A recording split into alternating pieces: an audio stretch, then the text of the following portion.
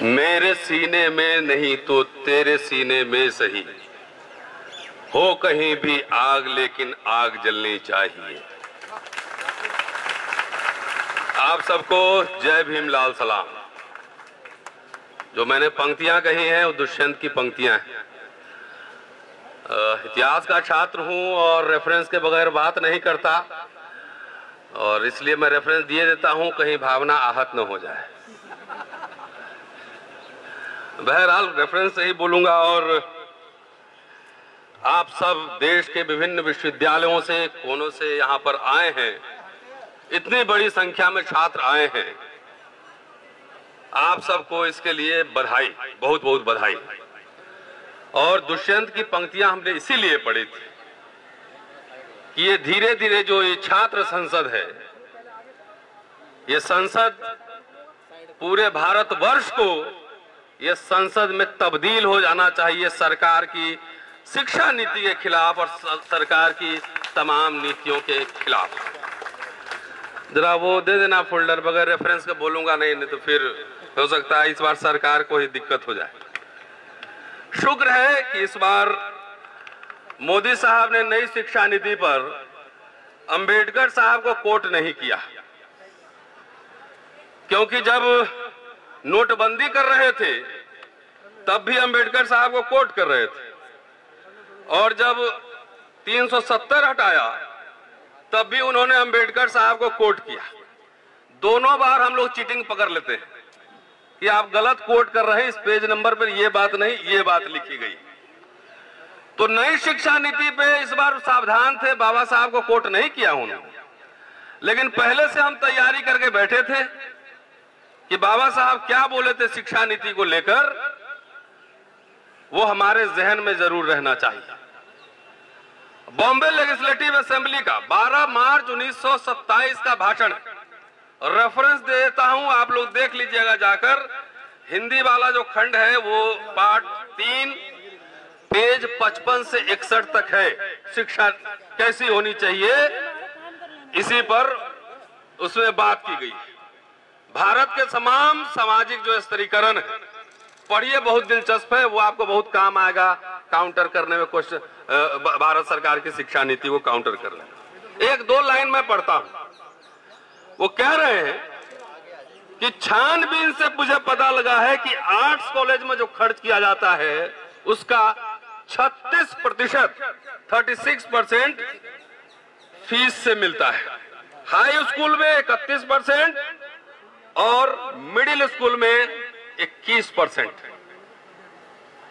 और कहते हैं कि सर, मेरा निवेदन यह है कि ये शिक्षा का व्यवसायीकरण है, commercialisation of education.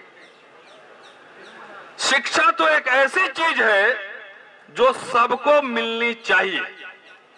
Universal education की बात कर रहे हैं, सबको मिलनी चाहिए। शिक्षा विभाग ऐसा नहीं है जो इस आधार पर चलाया जाए कि जितना वो खर्च करता है उतना विद्यार्थियों से वसूला जाए। शिक्षा को सभी संभव उपायों से व्यापक रूप में सस्ता बनाया जाना चाहिए। अब बाबा साहब का आप नाम लेते हैं, आपने कहा था कि बाबा साहब की वजह से मैं यहां हूं, और आपकी शिक्षा नीति जो है बाबा साहब के सिद्धांतों के ठीक उलट है। इससे मेरी भावना भी आहत हुई। आपकी हुई कि नहीं? अरे आवाज नहीं आई। आपकी हुई कि नहीं हुई? तो ये बात है, अगर शिक्षा को आप बर्बाद कर दीजिए तो आने वाली पीढ़ी के जड़ खोद दिया जाएगा। और नई शिक्षा नीति जो है ये सिर्फ छात्रों को प्रभावित नहीं कर रही। पटना विश्वविद्यालय के छात्र और तमाम छात्रों ने यह बात की कि कैसे स्ट्रेस में है छात्र, फीस इतना बढ़ रहा है, सिर्फ छात्र पे इसका असर नहीं पड़ रहा है, इसका असर शिक्षकों पे भी बहुत ज्यादा पड़ रहा है। अगर विश्वास नहीं है तो एनसीआर के आसपास, एनसीआर में और कहीं भी भारत में, एनसीआर इसलिए कह रहा हूं कि भारत के संसद से 25 किलोमीटर के एरिया में जो प्राइवेट कॉलेजेस हैं वहां जाकर एक बार चेक कीजिए कि प्रोफेसर को तनख्वाह कितना मिल रहा है। चेक कीजिए, जिस देश में साहब बाहर जाते कहते हैं कि हमें बुद्ध के देश से आया हूं, जिस देश में प्रोफेसर को 10,000 और 15,000 पर काम करना पड़े, आप विश्व गुरु बनेंगे? ये सवाल मैं इस मंच से उठाता हूं। वही नहीं, इसका प्रमाण मैं एक देता हूं। एक चिट्ठी मेरे पास आई है, चिट्ठी लिखने वाले का नाम नहीं पढ़ूंगा, लेकिन चिट्ठी का जो कंटेंट है वो मैं आपको जरूर सुनाना चाहता हूं। और वो एक शिक्षक पीएचडी, वो गलती से मेरे पास आ गया, वैसे जाना चाहिए था मोदी साहब के पास और भारत के एजुकेशन मिनिस्टर और फाइनेंस मिनिस्टर और राष्ट्रपति के पास जाना चाहिए था। उस लेटर या कंटेंट आप सुन लीजिए, अब आपको समझ में आएगा कि आखिर हम किस दिशा में बढ़ रहे हैं, विश्व गुरु बनने जा रहे हैं कि क्या बनने जा रहे हैं। ये डॉक्टर पासवान है, नाम नहीं बोल रहा। और ये चिट्ठी मेरे पास आया है कि सर, मेरी आर्थिक स्थिति ठीक नहीं है कि मैं अपने बच्चों को अच्छी जगह नामांकन करा सकूं। मैं पिछले 4-5 माह से SMD कॉलेज जलालपुर में शिक्षण कार्य में था। मुझे हर 5 तारीख को, हर महीने की 5 तारीख को वेतन देने को कहा गया था। सच्चाई यह है कि मुझे इस 4-5 महीने के अंदर वेतन के रूप में कुछ भी नहीं दिया गया है। अगला लाइन सुनिएगा, कुछ भी नहीं दिया गया और कहा गया कि आप काम करते रहिए, पैसा जब कॉलेज में आएगा तो दिया जाएगा। तब मैं बोला कि ऐसी कोई बात नहीं हुई थी। 18,000 रुपए देने की बात हुई थी प्रति माह, पर मंथ। तब कॉलेज की तरफ से बोला गया, ये लाइन जरा सुनिएगा, कि जो व्यक्ति इस कॉलेज में आपको रखवाया था उसकी मृत्यु 1 महीना पहले हो गई। वही आपके बारे में जानते थे, आपको क्या कह रखा था मुझे कुछ पता नहीं। ये हमारे गृह राज्य बिहार का ही खत है। सर, यह कॉलेज मेरे घर से 25 किलोमीटर दूर है।